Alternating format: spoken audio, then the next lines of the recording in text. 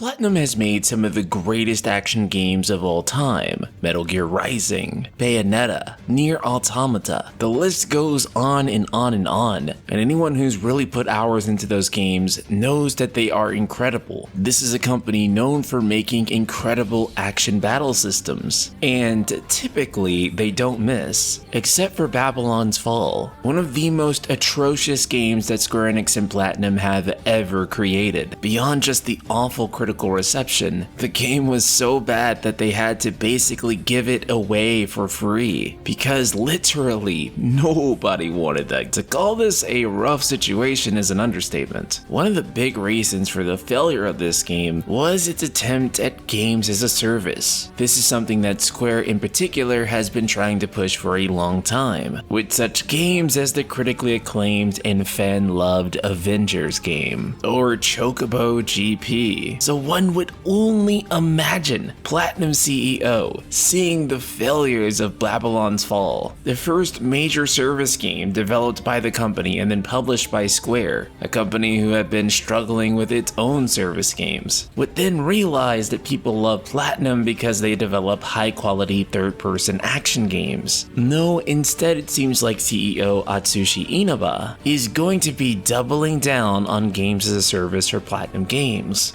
Oh boy. In a new interview with VGC, he says that he's extremely sorry for any fans they may have disappointed with the shutdown of Babylon's Fall service, with him saying, quote, "Firstly, the important thing I want to note is that we're not able to comment on certain areas of games developed with our partners, and that's one of the reasons we're not fond of our current situation that only limits us to game development. To be honest with you, in terms of any concrete reasons or the process that led us to the conclusion of the title, you'd have to go ahead and ask Square Enix about the details, unfortunately." So it seems that Platinum's not even really able to comment on these things to the extent that they want to, because of how it would affect relations with their partner Square Enix. Now, Square Enix and Platinum have teamed up before to do some incredible things, that namely being Nier Automata, a game which I recently had the pleasure of playing through again through its Switch port. If you haven't seen my review of it, then I highly recommend checking it out, as Automata is one of my favorite games of all time, and hopefully Yoko Taro is working on a third Nier game. Assuming he is, there's no other team I'd rather see develop that title than the one at Platinum Games. So I would hope that the relationship between Square and Platinum would remain strong despite this. That being said, that game can absolutely not be handled in the same way Babylon's Fall was. Not that I think it will, or God, I hope not. In either case, he continued on by saying, quote, "The only thing we can comment on here in terms of the closure of the Babylon's Fall service itself is that this unfortunate conclusion might have been something that had triggered some disappointment, or perhaps maybe even anger to our dedicated fans and players." Yeah, bruh, I'm sure that all 4 Babylon's Fall players were really angered by the shutdown of this service. No, seriously, I can't even name a single person I know who is actively playing this thing, and that might be because there literally was nobody playing this thing. It reached 0 concurrent players on Steam back in June. The fact that there wasn't even one guy playing this, who is disappointed? You're entirely missing the point here. Apologizing to a dedicated player base that didn't even exist in the first place really doesn't help. He then goes on to say, quote, "There's a lot that we learned from this experience, and it's not changed our future plans or outlook moving forward regarding doing live service games at all. Live service games are definitely something we do want to do and put our effort into moving forward. There are 2 pillars, so to speak, that we can look at internally for our development teams, that being the people within the same company. The first is just the sheer fun of the core game mechanics that you have in the live service game, and secondly, performing the live service itself. I think these 2 pillars are values that need to be strongly connected internally and need to be viewed, treasured, and valued by the same people, on the same team, and at the very same company. Otherwise, if one of these is valued over the other, or if they're not connected, things usually don't turn out the way we would have wanted them to. We want to focus on keeping that connection and that balance between those 2 pillars moving forward. Now, I don't think that all live service games are necessarily bad. Clearly, Final Fantasy XIV is a live service service game, and it's probably my favorite Final Fantasy game. There's also a number of live service games that are incredibly popular and generate billions of dollars in revenue. It can be done, and there are some games in which I'm fine with it being a service. In fact, I actually think in some cases being a service may actually make some of these games better, as it continues the life cycle and content of the game. However, the problem is that so many companies are treating this like a gold rush. On paper and to investors, having a service game looks pretty good. It's significantly cheaper than continuously building new games, releasing them, and then trying to build more new ones. By having a platform that you can continuously make content for and continue to generate revenue off of for its entire life cycle sounds pretty good. One of the issues I have with this, however, is that you want to charge $70, and then on top of which you also want me to pay for microtransactions that aren't even guaranteed. If it's something like a free-to-play game where I can pick it up and play whenever I want to, and only put money in whenever I deem it necessary or I want something from the game, that's a different story. But to have a full-priced game that also has loot boxes in it, I think is an awful practice. He then continues by saying, if we hypothetically were to do everything on our own to develop the game with full control, then if we fail, it's pretty much 100% on us, and if we succeed, it was basically on us. And we are not viewing ourselves as special in any way if we were to go ahead and do everything ourselves. But I think this whole frustration story is something that we should not deny in this interview, but rather admit the fact, make this end result clear, move on, and connect this experience to our efforts moving forward. This is the only way to not feel frustrated in the long run. So it seems that Platinum will continue to try to make live service games, and they believe that if it's 100% in their control rather than within Square Enix's, then they have a better shot of succeeding at it. Whether that's true or not, I don't know if I could say, but I'd love to hear your thoughts on it in the comments below. Shout out to patron Ocean Torrent and the rest of the Ultima community.